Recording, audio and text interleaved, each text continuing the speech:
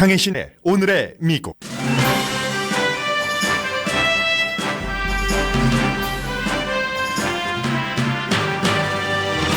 한국 정치 상황은 더 꼬여간다고 LA타임스가 보도했습니다. 청와대 수색과 박근혜 대통령 면담 조사 실패와 관련된 뉴스입니다. 미국을 포함한 해외 언론은 아시아에서 앞선 민주주의 국가인 한국의 문화계에 존재하는 블랙리스트, 이렇게 이제서야 블랙리스트 내용을 비교적 상세하게 전하기 시작했습니다. 일본 언론은 세월호 다큐멘터리 영화 다이빙 벨은 표가 매진되고도 좌석은 텅텅 비었던 일까지도 보도했습니다. 위클리 스탠다드는 한국과 미국의 외교 관계가 표류 중일 때 아베 신조 일본 총리는 한일 역사 이슈까지 솜씨 좋게 처리하고 있다는 기고문을 실었습니다. 금요일에 미국을 방문할 아베 신조 일본 총리는 트럼프 대통령에게 오바마 대통령이 거절했던 미국 기간 산업에 투자하는 윈윈 계획을 알릴 것으로 전해졌습니다. 트럼프 대통령의 이민 행정명령이 다시 시행될지에 대한 항소법원 판결은 이번 주에 나올 예정입니다. 트럼프 대통령은 오늘 아침 미국인이 알고 있는 것보다 테러 위협이 훨씬 크다고 강조했습니다. 이민 행정명령이 연방 대법원으로 갈 가능성이 높아지자 대법관 지명자에 대한 관심 또한 높아집니다. 하버드 대학 동문 시절의 오바마 전 대통령과 닐 고서치 대법관 지명자의 성향을 해외 언론도 보도합니다. 국방부가 트럼프 타워에 사무실을 렌트할 예정입니다. 예멘은 지난주 미국 작전으로 민간인이 숨진 직후 미국의 군사작전을 허용하지 않겠다고 밝힌 것으로 뒤늦게 알려졌습니다. 푸틴 러시아 대통령에 반대하던 인물이 독극물로 혼수 상태에 빠졌습니다. 시애틀시가 웰스파고 은행과 거래를 끊겠다고 발표했습니다. 노스다코타 원주민이 반대하는 송유관 건설에 웰스파고 은행이 투자하기 때문입니다.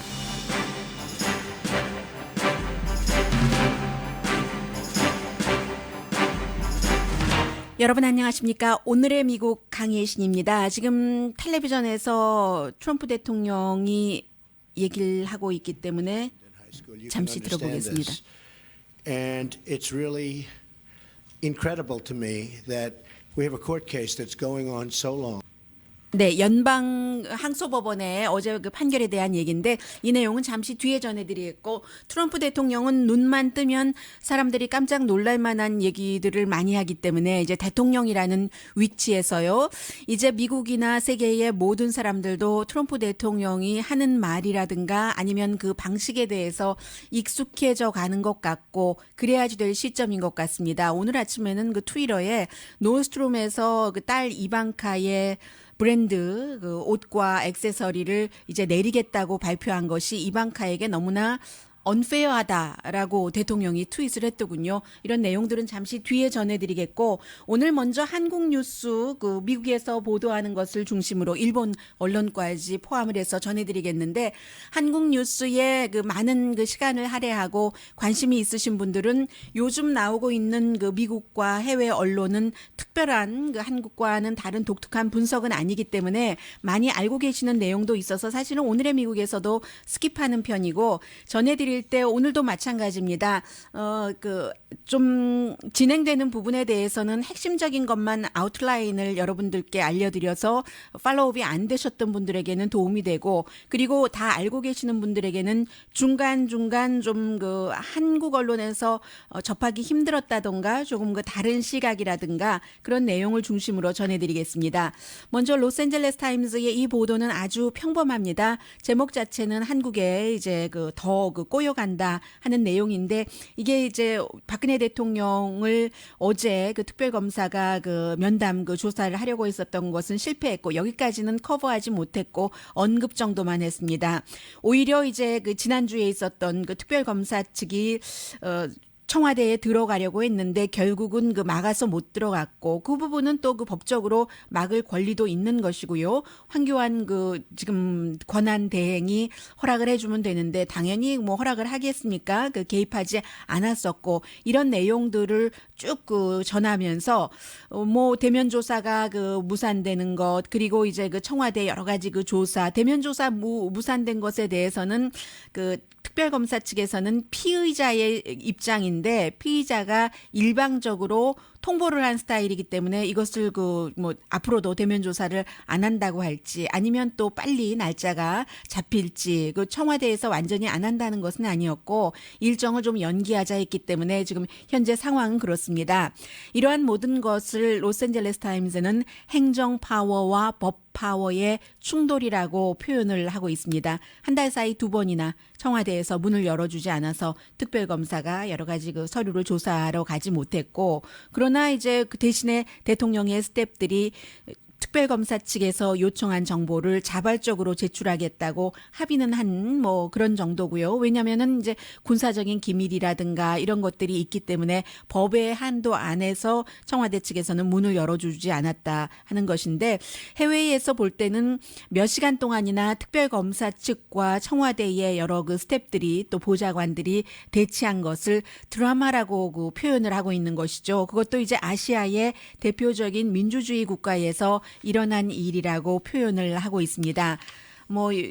USC의 데이빗 강 교수라든가 아니면 연세대학교 법대 조나단 강 교수의 말들을 쭉 인용을 하면서 대통령이 사실은 뭔가는 좀 해줘야지 된다. 이게 지금 한국의 정서인데 그게 청와대에 조사를 하기 위해서 접근을 허용한다던가 아니면 대통령이 직접 조사에 응한다던가 하는 것이요. 그리고 이제 지금까지의 또 오늘의 미국에서도 전해드리지 않았던 여러 가지 일어나고 있는 과정을 상세히 지금 로스앤젤레스 타임스도 쭉 소급해서 전하고 있습니다.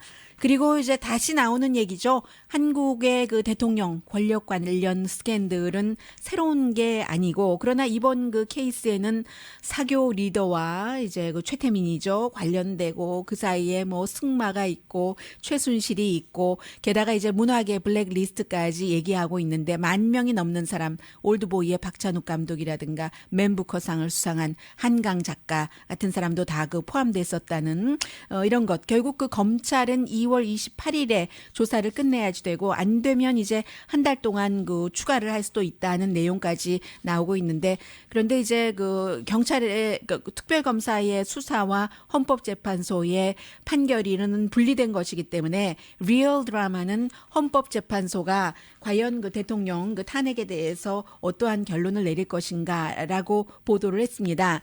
그리고 이제 블랙리스트에 대해서 굉장히 많은 언론들이 보도를 하고 있는데 이제 시작한 겁니다.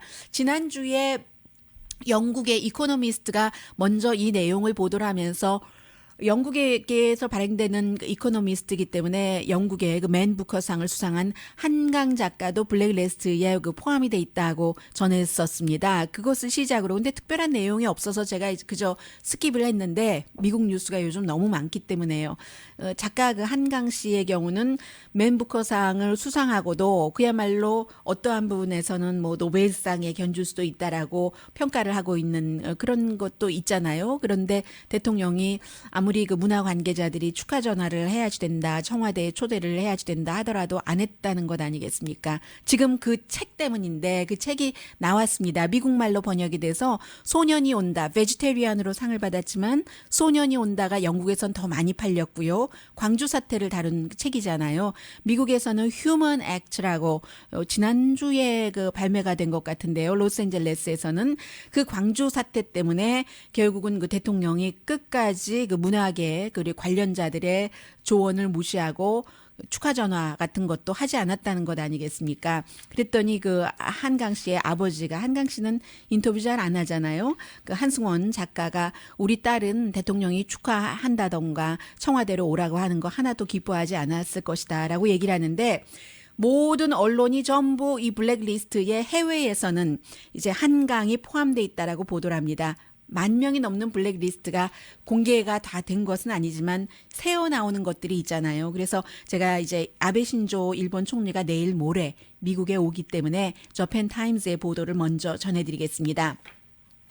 청문회 때 이 얘기도 많이 나왔습니다. 김기춘 비서실장이 연관이 돼 있기 때문에 그 세월호의 이 조편타임스 처음 시작이 이렇습니다. 어린이들의 시신들, 300그 바디들 이런 것들을 다 그 다룬 다큐멘터리 영화. 표는 완전히 솔드아웃 됐는데 영화관은 반이 비었었다. 이게 다이빙 벨에 관한 것이었잖아요. 그래서 이제 김길권 씨가 그 영화 그 배분자인데 그 배포자인데 너무 그 깜짝 놀랐다라고 얘기를 합니다. 사람들이 너무 관심이 그 많았었기 때문에 표가 팔려서 꽉 찰 줄 알았는데 나중에 알게 됐다는 거죠. 그게 이제 다 산 거죠. 그것을 보기를 원하지 않은 그 그룹에서 사서 그게 이제 그 정권과 연관이 있다고 생각을 하는 것이고 티켓을 사서 사람들이 한 사람이라도 더 그것을 보는 것을 막았다는 얘기인데 저펜타임스가 한국은 그 민주주의인데 박근혜 대통령 아래의 문화 환경은 1961년부터 79년 아버지 박정희 시대의 검열 그야말로 뭐 그 김민기 씨가 뭐 아무 그 상관없이 쓴 정서적인 노래라도 한 줄 이상하면 이건 기분 나빠 뭐 이런 식으로 해서 다 검열됐고 그 대표적인 게 또 그 신중현 씨의 아름다운 강산이라는 것 아니겠어요. 신중현 씨가 박정희 대통령을 찬양하는 노래를 만들라고 하는데 끊임없이 거부하다가 내가 이 국토를 찬양하는 노래는 만들 수 있겠다 해서 만들었었던 것이 아름다운 강산이고 그래서 그의 아들이 이번에 박근혜 대통령을 지지하는 그 시위대에서 태극기 그 지지대에서 이 노래를 부른 것을 굉장히 그 거북하게 생각했었다는 그런 것 아니겠어요? 그래서 더군다나 중요한 것은 지금 한국의 엔터테인먼트가 한류가 굉장히 생명력을 발휘를 하고 있는데 텔레비전 드라마부터 영화부터 이 다이빙벨 같은 경우도 부산 영화제에 이 다이빙벨이 초청됐다 해서 결국은 그 부산 영화제에 그 정부가 기금 다 삭감하고 어떻게 됐어요? 그 당시에 부산 영화제. 그리고는 이제 지금 여러 가지 이런저런 일들로 중국의 뭐 조수미 씨, 백건우 씨 이런 것도 중국과의 이제 또 다른 관계 때문에 지금 그 스케줄 같은 것이 공연 스케줄이 취소되고 있는데 한국 내부에서는 연예계에서 이런 확 그 뜨고 있는 이런 그 일들조차도 결국은 그 사이에 블랙리스트라는 것을 통해서 여러 가지가 그 억압됐었다 해서 다이빙벨의 그 배포 그 했었던 이분은 여러 그 관계자가 영화의 관계자가 전화가 그 도청당했었고 내가 20년을 이런 일을 한국에서 해왔었지만 처음이다 해서 너무 놀랐었던 것이요. 그리고는 이제 저펜타임스가 아시아의 가장 큰 영화 이벤트의 기금도 결국은 여러 가지 그 블랙리스트 관련 이런 것 때문에 이제 그 중단되고 아주 그 형편없이 그 당시에 그 끝난 부분이 있고 한다는 것. 오랜만에 이장호 감독 얘기를 듣네요. 뭐 별들의 고향 등등.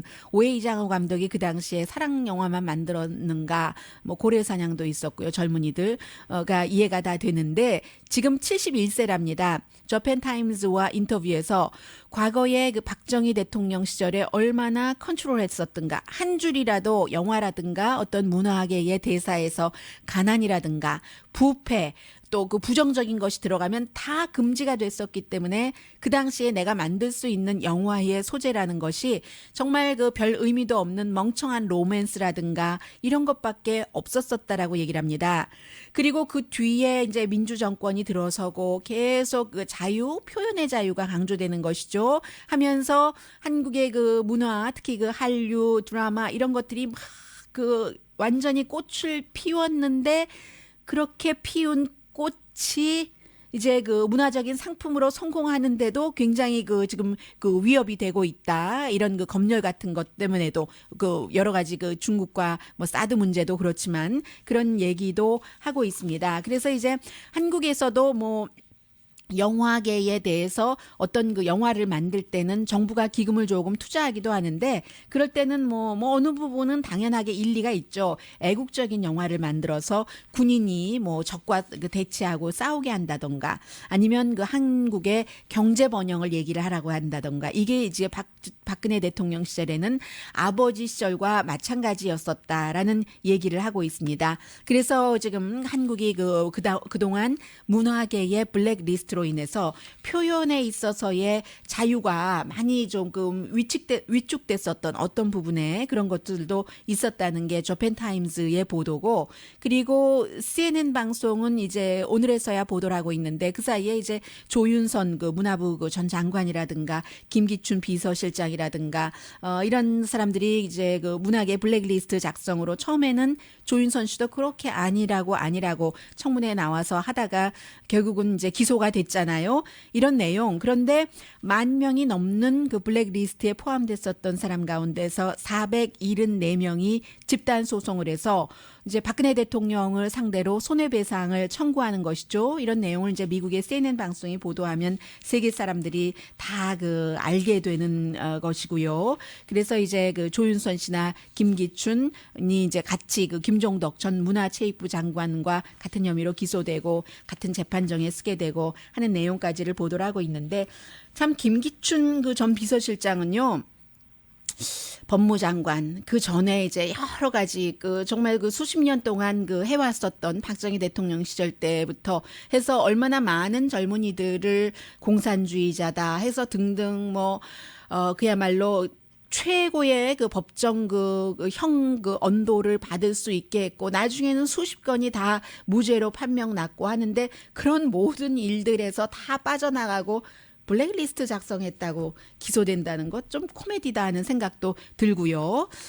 그리고는 이제 위클리 그 스탠다드가 지금 그 트럼프 대통령과 한국의 아주 그 어색한 관계 이런 얘기를 하고 있는데, 한국 사람이면 다 알고 있는 한국의 황교안 대통령 권한 대행이 지금 한국 정치를 이끌어가는 것, 박근혜 대통령의 운명이 어떻게 될지 알 수 없는 이런 상황에서 다른 그 아시아의 배우들도 있다. 아베 신조 지금 이제 트럼프 대통령이 당선되고 나서 처음으로 트럼프 타워에서 만난 외국 지도자잖아요.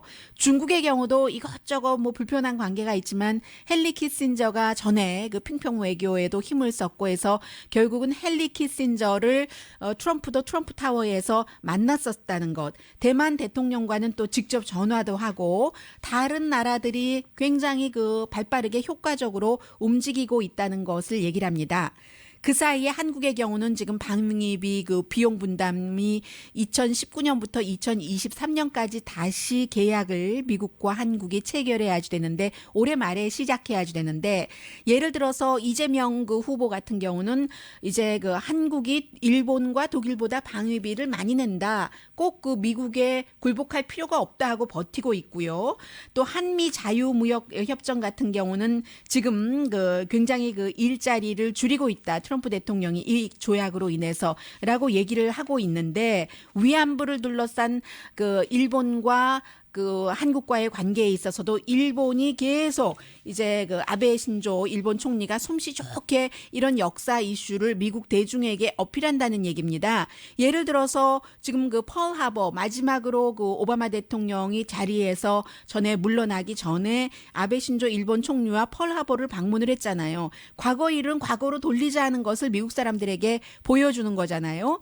이번에 트럼프 대통령을 만나서도 이런 그 과거 위안부와 관련된 이런 이슈에도 언급을 할 것 같다라고 위클리 그 매거진은 전하고 있습니다.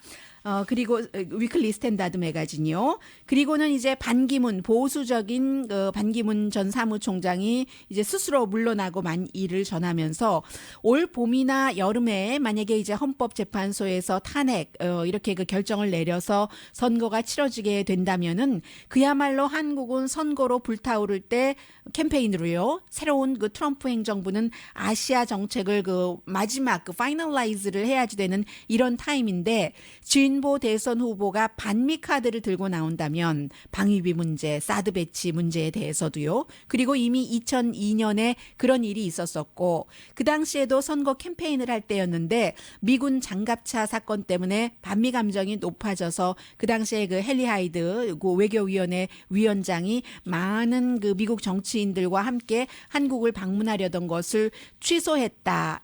이런 부분이요. 이게 이제 위클리 스탠다드가 데니스 그 헬핀이라는 라는 외교관계위원회 전에 미국의 그 아시아 자문을 했었던 사람의 그 글을 올린 것인데 그만큼 일본은 여러 가지를 그 트럼프 행정부와 차근차근 해나가는 것 같고 그 서로 그 뭐 마이너스 나지 않는 그런 상황에서요. 한국은 아무것도 하지 못하고 손 놓고 있는 그 이 분위기에서 창피하게도 문학의 리스트 100만 명이 넘는 사람들 이런 것까지도 그 했다 하니까 얼마나 미국 사람들이 신문을 보면은 이게 로스앤젤레스 타임스, 위클리 스탠다드, 또 뭐 저펜 타임스 그리고 대부분의 그 미국 통신, 뭐 해외 언론, 인디펜던트, 가디언 다 보도를 하는 내용이기 때문에 한국은 굉장히 그 이미지가 좀 그 서툰 나라, 민주주의는 민주주의인데 민주주의가 조금 익지 않았다는 것을 너무나 분명히 보여주는 그런 나라입니다. 지금 현재로서는요.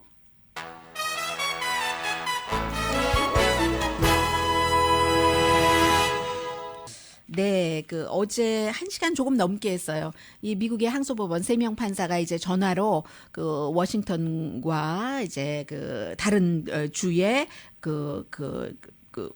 말하자면 그 변호사 그리고 연방 법무부의 변호사와 전화 통화를 통해서 대통령의 이민 행정명령을 어떻게 할 것인가를 심의하는데 먼저 이제 주정부의 그 변호사 그리고 나중에 연방정부의 변호사와 통화를 하는데 시간을 연방정부 변호사에게 조금 더 주더군요. 우리 공평해야지 되는데 먼저도 조금 변호사에게 시간을 더 줬으니까 더 하십시오 하고 내린 그 결론 거기에 대한 트럼프 대통령의 그 반응 그리고 이제 그 또 다른 오바마와 고서치라는 하버드 대학교의 동문 스토리 다 그 연관된 일들이기 때문에요. 전해드리겠습니다.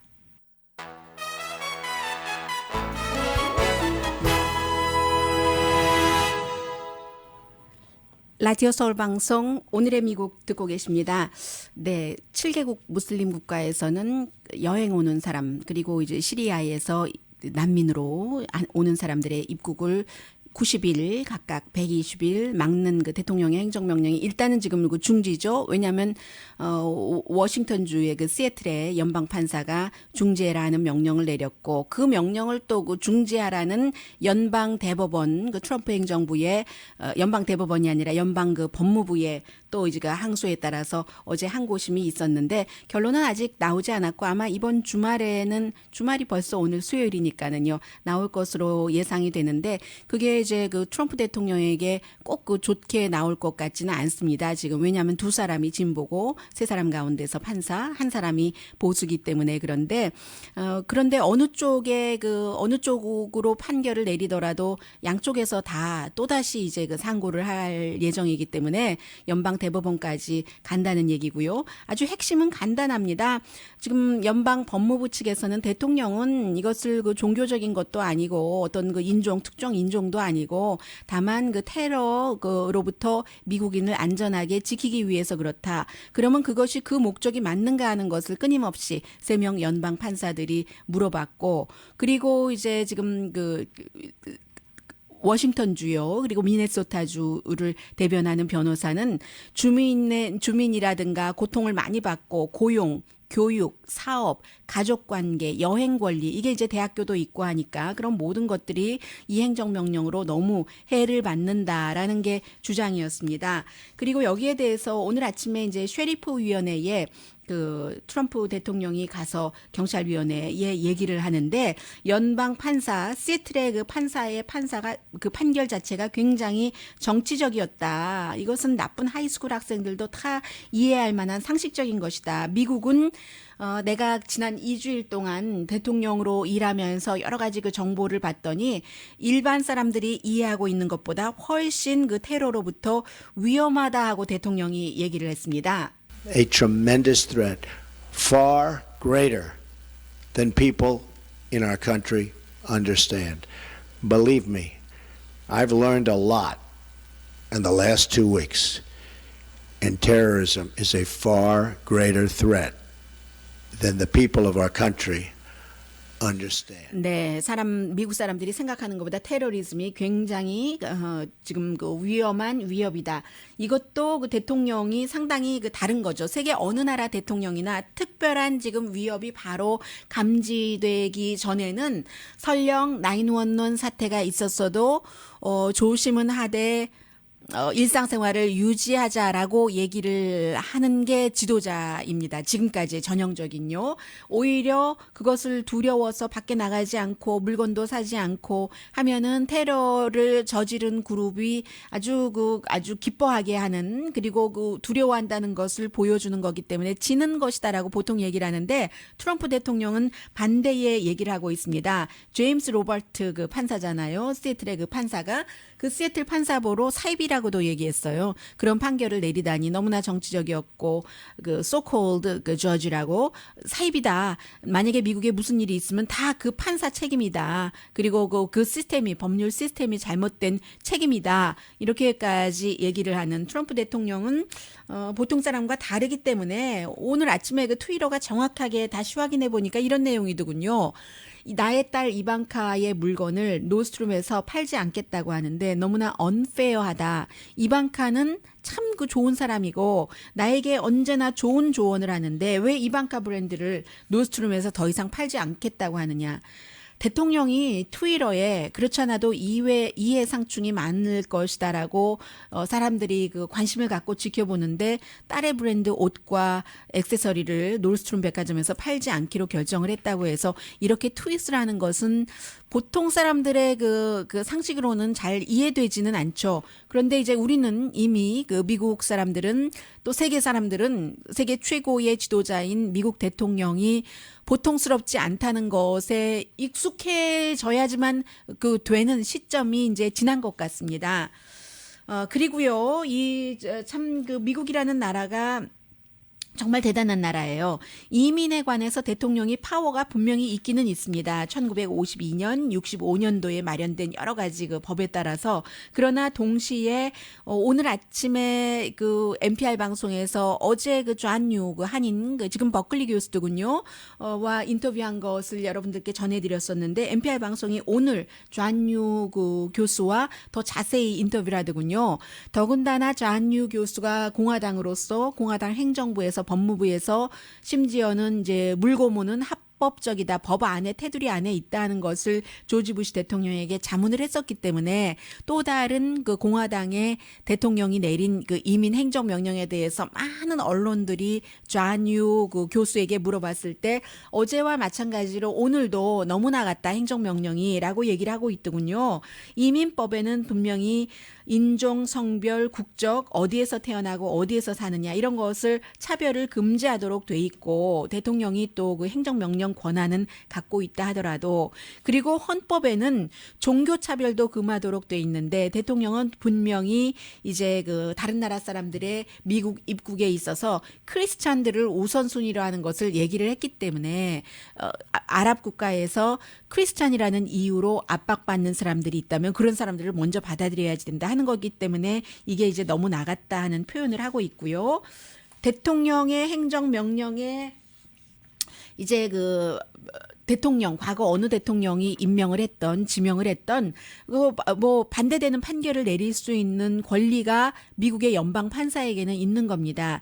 제임스 R. 로버트라는 시애틀의 판사, 이제 시애틀의 판사지만 지금 그 원고가 워싱턴과 미네소타 두 쪽을 다 그 커버하고 있기 때문에 그 워싱턴 주와 미네소타 주에서 이 연방 판사에게, 제임스 로버트 판사에게 이민 행정 명령을 중지시켜 주십시오 하고 청원을 했기 때문에 그런 그 중지해라 하는 판결을 내린 판사잖아요.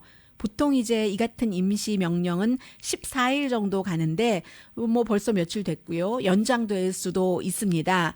그런데 이제 제임스 로버트 판사가 원래 그 연방 판사가 되기 전에 2003년도였는데요. 조지 부시 대통령이 판사로 임명을 했는데 시애틀의 그 변호사였고, 변호사였었을 때 그 청소년들, 특히 이제 그 가난한 지역에 살고 있는 청소년들에 관해서 여러 가지 그 일을 했고 그 뒤로는 동남아시아 난민에 관해서 그들을 많이 그 이제 그 판사가 되기 전에 그들을 그 대변을 해줬었던 사람이거든요. 그리고 이제 판사로 되고 나서는 시애틀 경찰이 과연 그 흑인들을 더 많이 그 총으로 쏴서 숨지게 했는가 이런 것 경찰권을 남용했는가 하는 것에 대한 판결을 내릴 때는 경찰에 의해서 그 숨진 사람이 41%가 블랙인데 그 지역에서 블랙의 인구는 20%밖에 되지 않는다. 블랙 라이브스 매터라고 이제 판사가 얘기를 했었던 그 정도의 그 판사입니다. 그리고 만약에 이게 이제 연방 대법원까지 가게 된다면 지금 아직 청문회 날짜가 잡히지 않았는데 닐 고솔치 연방 대법관 지명자 주목받고 있잖아요. 오바마 대통령과 같이 공부를 했어요. 하버드 대학교에서. 그래서 그때 이제 그 두 사람을 가르쳤던 로렌스 그 트라이브 교수가 지금 뭐 영국의 가디언과 인터뷰한 것 보니까 두 사람 다 반짝반짝 빛나는 별이었다고 하더군요. 하버드 법대 교수의 뭐 보통 이제 강의를 뭐 굉장히 많은 학생들이 듣는데 두 사람이 한 사람은 오바마 대통령은 전 대통령은 그 철학적으로 굉장히 리버럴했고 그리고 이제 닐 고솔치 연방 대법관 지명자는 굉장히 보수적이었고요. 이 트라이브 교수가 그 엘리나 케이건 지금 그 연방 그 대법관도 역시 가르쳤습니다. 86년도에 케이건 그 대법관은 바로 이 교수에게 공부를 했군요. 그래서 이제 이 교수에게는 많은 사람들이 이제 학생들 좀 소개해달라 한대요. 그래서 오바마 대통령도 사람들이 이제 법대, 하버드 법대 정도 졸업하면 제일 먼저 가는 게 연방 그 대법관 밑에서 일하는, 서기로 일하는 그런 것이잖아요. 해서 완전히 두 사람이 다른 길을 간 것이 오바마 대통령은, 마치 이 교수가 회상하기를 제임스 딘과 같이 좀 반항적인 면이 있었다. 그런데 정말로 그렇게 반항적이지 아니었다는 거죠. 완전한 자신 나름대로의 그 정해진 그 룰이 있고 굉장히 우아했고 또 사려 깊었다. 뭐 오바마 그 전 대통령 자체가 그렇게 평가를 받고 있잖아요. 그래서 그 많은 그 이제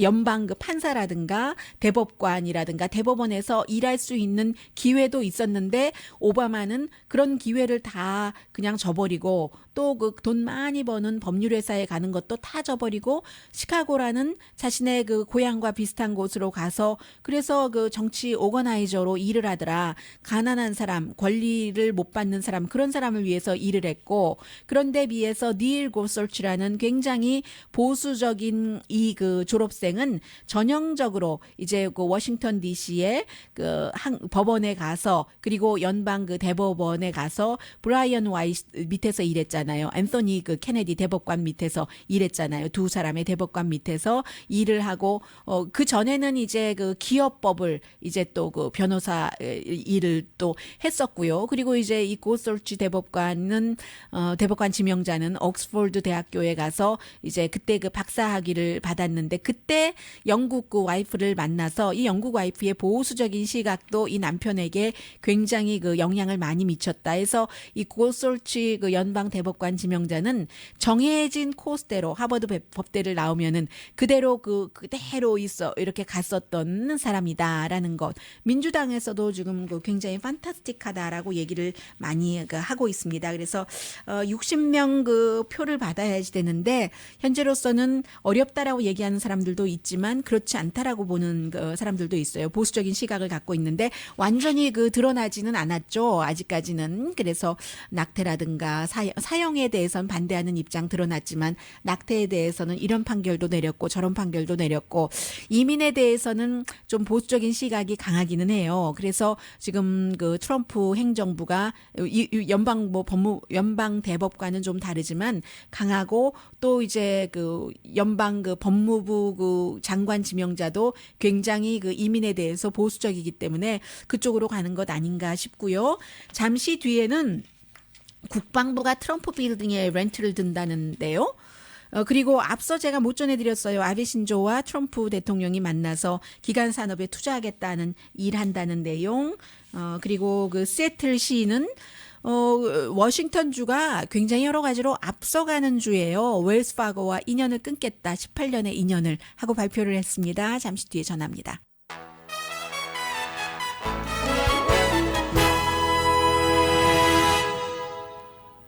라디오 서울 방송 오늘의 미국 듣고 계십니다.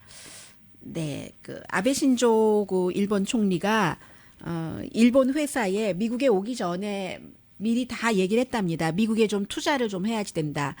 더군다나 그 트럼프 대통령이 굉장히 그 기간 산업에 대해서 선거 캠페인 당시에 공약을 많이 했기 때문에 우리가 미국 기간 산업에 투자를 해야지 된다. 파이낸셜 타임스가 보도하기는 그 문장의 표현이 아예 그 일본 회사들에게 압박을 넣었다. 또 공공 투자 그룹에 그런 그 표현을 하고 있거든요. 그만큼 이제 미국에 뭐 주는 게 있어야 가져가는 것도 있으니까요. 그리고 이제 특히 그 기간 산업 가운데서도 초고속 열차 같은 거 만드는 것이요. 일본 것도 홍보를 해가면서요. 센가센 그 열차 테크놀로지를 트럼프 대통령에게도 알릴 그럴 예정이고 그래서 이제 그 아베 신조 총리는 트럼프 대통령에게 달라스의 휴스턴과 로스앤젤레스, 샌프란시스코를 잇는 그런 초고속 열차 같은 것을 만드는 거. 이것을 오바마 대통령 때도 제안을 했는데 별로 그 대통령이 흥미 없어 했었다는 거거든요. 다시 이번에 가지고 하겠다는 겁니다.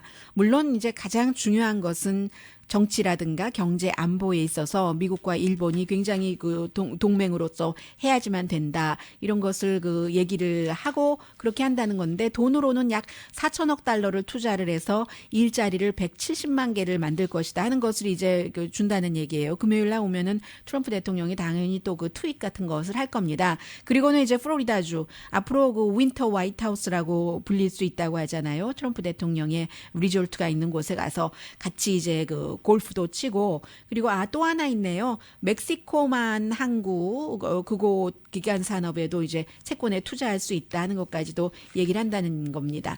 항상 그 다른 나라 정상이 어느 나라를 방문을 했었을 때 그 친절하고 서로 어느 정도의 관계인가 하는 것은 외교적인 문건은 이미 다 나오는 것이고 만났을 때 서로 웃느냐 뭐 허그하느냐 손을 잡느냐 뭐 등을 두드리느냐 이런 외교적인 바디랭귀지가 있잖아요. 골프를 같이 한다는 것은 굉장히 그 대접을 해준다는 거겠죠. 물론 그 전에 이렇게 돈을 좀 싸가지고 갑니다 하는 것을 다 알렸을 테고요. 한국이 참 그 걱정이 되죠. 항상 그렇지만 뭐 또 적당한 시기 위기를 기회로 반전시킬 수도 있으니까 그런 것을 또 뭐 기대하시는 분들이 굉장히 많으실 겁니다. 네, 그리고는 이제 그 국방부가 맨하탄의 트럼프 타워의 사무실을 지금 뭐 문을 연다는 얘기거든요.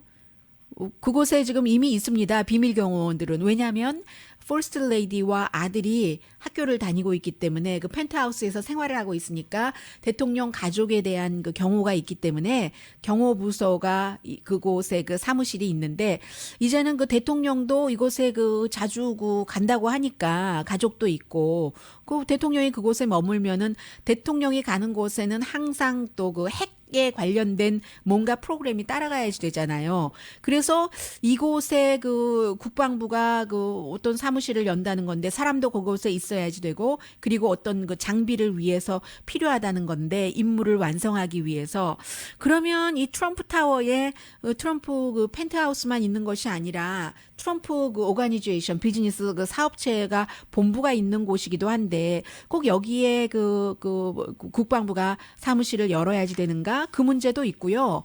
과거 대통령들도 뭐 집에 갈 때는 뭐 경호원들도 가고 해야 되죠. 오바마 대통령도 시카고에 집에 갈 때 뭐 경호원들이 주변에 머물고 뭐 그럼 호텔비도 들고 하기는 하죠. 그런데 이제 이 부분에 대해서는 대통령의 건물이기 때문에 1년 렌트하는데 뭐 아무리 뭐 작은 것도 150만 달러 정도는 든다고 하니까는요. 그러면 대통령의 자산에 돈을 내고 그거 있어야지 되는가? 이게 지금 문제인 거예요. 그렇게 될 경우는 뭐 솔루션은 있죠. 프리로 주면 되죠.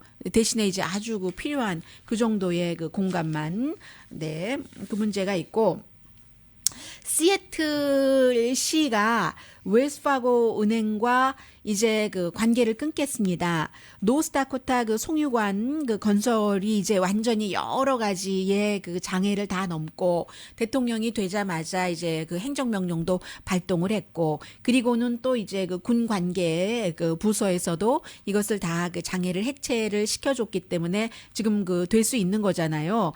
그런데 이제 이 시애틀은 우리는 그게 싫다. 왜냐하면 노스다코타의 그 부족이 얘기하는 것처럼 송유관이 건설됨으로 인해서 우리에게 물 공급도 제대로 되지 않고 안전지대로 되지 않고 또 많은 사람들이 환경 파괴도 되고 등등의 이유를 드는데 시애틀시가 그런 의견에 동조를 하는 겁니다. 그래서 웰스파고 은행과 18년 동안 거래 동안에 1년에 뭐 한 30억 달러는 이제 여러 가지 그 거래가 있었던 것 같아요. 그리고 계약이 있는데 2018년도에 거래가 끝나면 재계약을 하지 않겠다는 것이고요. 은행은 이제 은행 자체로만 그 다른 사람들에게 돈을 빌려주고 받고 이런 것만 하는 거 아니라 투자도 하고 하잖아요. 어느 정도 융자 해줄 수 있는 만큼은 이제 보존을 하고 나머지로 그 웰스파고도 투자를 하는데 그 웰스파고가 그런 이제 이 송유관 관련된 사업을 하기 때문에 그런다. 그래서 굉장히 섭섭하다고는 했어요. 웰스파고 측에서 시애틀시에. 그런데 뭐 보통 사람들 사업하는 것과 똑같죠. 그렇다고 뭐 얼굴을 붉히고 헤어지겠어요? 일단은 뭐 계약 재계약 안 한다고 하시는데 나중에 다시 우리 서운하지만 다시 봅시다. 이게 웰스파고 은행의 반응입니다.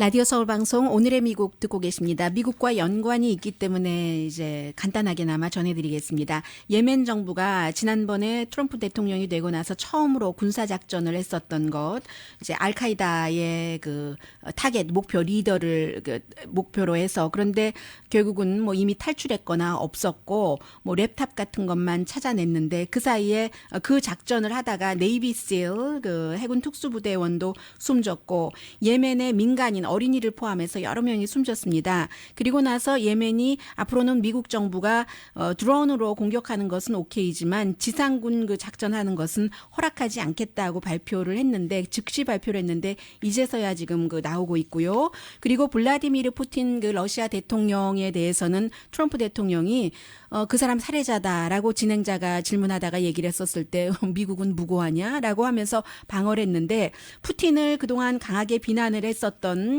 그 한 사람이 결국은 1년 사이에 2번 독극물 때문에 그랬다가 이번에도 지난주 목요일에 결국은 그 병원에 실려갔고 지금 그 혼수 상태인 것으로 알려졌습니다. 러시아는 아직도 그 정치적인 적을 이런 그 형태로 많은 그 피해 내지는 그 살해까지 하는 그런 그 국가이기도 하고요. 사람 사는 데는 다 마찬가지예요. 백악관이 지금 굉장히 아주 골치 아픈 일이 하나가 있는데 너무 많은 뉴스가 새나가는 겁니다. 예를 들어서 대통령이 에어포스 원 안에 있는 수건이 너무 부드럽지 않다라든가 밤 3시에 그 군사 관계자에게 전화를 걸어서 달러가 약한 게 좋으냐 강한 게 미국 경제에 좋은가 이런 질문을 했다든가 하는 것이 막 새나가는 겁니다. 스태프들 사이에서도 서로 경쟁이 있는 것이죠.